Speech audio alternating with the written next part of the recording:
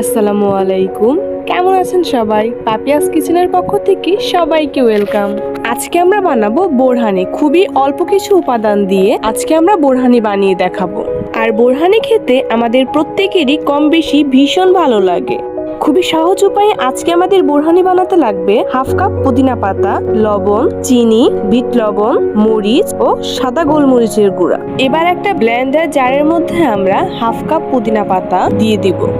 তার মধ্যে দিব 2টা কাঁচা মরিচ, হাফ চা চামচ সাদা গোলমরিচের গুঁড়া, 1 চা চামচ লবণ, 1 চা চামচ বিট লবণ। এবার দিব টক দই। আজকে আমরা 1 কেজি টক দই দিয়ে বোরহানি বানাবো। আর 3 থেকে 4 টেবিল চামচ চিনি দিব। আমরা এখানে অল্প একটু টক দই মিশিয়ে আগে ব্লেন্ড করে নিব। পুরো টক দই একেবারে দিয়ে ব্লেন্ড করা যাবে না। পুদিনা পাতা চিনি গলানোর জন্য অল্প একটু ব্লেন্ড করে নিতে হবে। একদম পারফেক্টলি ব্লেন্ড করা হয়ে গেছে। এবার